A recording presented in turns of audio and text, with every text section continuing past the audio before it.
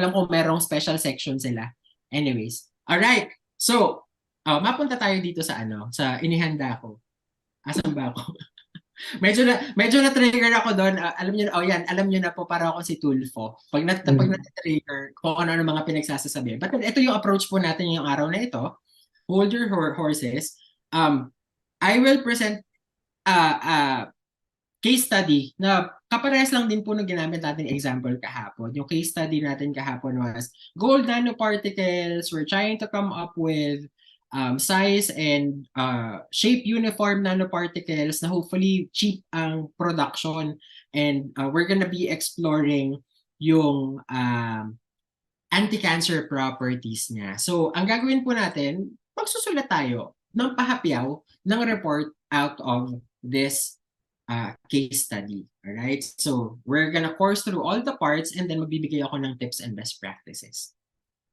Alright. Basic structure of a research report. So, yung nabanggit na kanina, ito yung siguro basic and most common structure of a research report.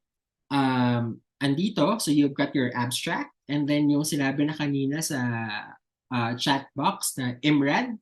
So you've got your introduction, your methods, and then your results and discussion, and then your conclusions. And then may pinakita ako dito sa dulo. I grade out the font na optionally, when you are writing up a research report, you may offer or recommend some future work.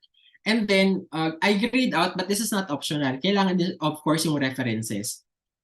Though hindi siya isinama dun sa IMRAD, non-negotiable, kailangan meron kayong references. And what I also did here was I highlighted certain parts that would make up different types of report that we write as we tackle a research project. So, sa simula, like when you are choosing a topic, refining it, establishing the context upon which you are doing your research, and making the relevance or importance of your research clear, and planning, like your approach to prove or disprove your hypothesis or to answer your research questions. Yung first parts po na yan, yung abstract, introduction, and methods, those are all parts of a research proposal. So you have to I might be preaching to the choir, but then after you implement your research project and you start generating data, analyzing it, then you are naturally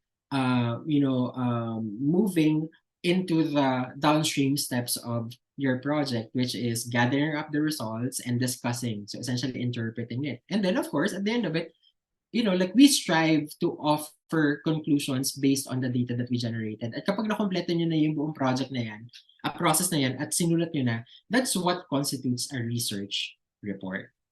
All right. Okay, so may mga labels tayo dyan ng sections na binanggit ko. But then, ano pa talaga yan? So abstract, it's an overview. Introduction, ang focus ng introduction is to really establish your research questions. What are you trying to answer through your study? Yung methods naman, it actually speaks about your study approach. So how? How are you implementing your research project for you to gather data to answer your research questions? Your results naman are the findings from your experimentation. Discussion is the interpretation of your findings or interpretation of your results. Conclusion essentially is the answer to the research questions that you posed in the beginning of your research project. And then future work, like I said, recommended path forward. Like hypothetically speaking, if people would pick up on the work that you actually left behind, ano ba yung logical next steps na pwede nilang gawin to further build on what you did or to enrich the body of knowledge that you yourself had established through your research project. All right? And then, kahapon po, I tackled review of literature. Ang gusto ko pong i-highlight ninyo sa mga estudyante nyo is, you do review the literature at all steps of your research project. Bakit ko ba sinabi yan that review of literature is life?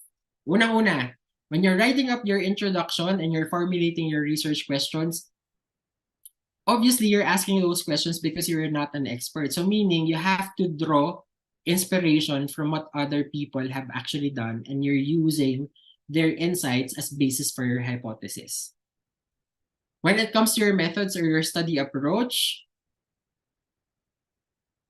napakabihira na po sa panahong ito that people are building up or developing their own methodologies from scratch. Like we usually adapt or leverage methods or standard ways of doing things done by our predecessors. So kaya like kang pupunta sa literature, sa halip na mag-design ka ng bago, instead of recreating the wheel, are there well-established and well-documented protocols out there that you can use for you to perform your research in the most resource-efficient manner. So yun, so meaning, kailangan mo rin magbasa. Ano na ba nagawa nila? Ano ba yung pwede kong gayahin? Alright. And then when it comes to your results and finding, like how you process the data and how you interpret the data, you can also take inspiration from how other people are doing it. Most especially those who did very similar experiments or who employed the same, like very similar methodologies that you implemented. So yun po, pwede nyo rin gayahin yung approach nila. And then when it comes to the discussion, as you interpret your data and you start drawing conclusions based on your experimental results, like the only way by which you can really validate it is to also compare and contrast it with what's been proven or what's been reported out there. So meaning, kahit sa pag-interpret mo ng sarili mong results, you'll be able to establish confidence in your conclusion if you are going to, again, ikukumpara ninyo sa kung anong nagawa na nung iba na nauna sa inyo. Alright? Hindi yung, ay nakakuha ko ng data at original to. Even to prove that your work is original, you have to read up the literature. Kasi kailangan sure ka na, I have actually searched far and wide. Wala akong nakitang kaparehas nito. So yun. So even yung pag-claim na original yun, you have to back it up with the literature. Or even if you claim that this is an improvement, paano may i-claim na improvement yun kung wala kang pagkukumparahan? So kaya po, dapat klaro po sa inyo. Kasi ito din napansin ko again, parang, sir, nag-review ako ng literature, tapos parang sa dulo ginawa. Sakala nagre-review ng literature, pagpatapos na, pagsusulatin na yung research, ay, nako. Tapos saka nila ma-figure out na, ay, ginawa namin yung experiment, tapos nagawa na pala siya. O, di ba, nasayang yung ilang buwan mo, nasayang yung ilang taon mo. Kaya po dapat, you have to make it clear to your students that sa lahat ng step ng scientific research project na gagawin nila, they have to be constantly reading up the literature just to make sure na nakakakuha sila ng guidance from other people's work kung tama ba yung ginagawa nila. Kung may kinakapuntahan ba yung ginagawa nila.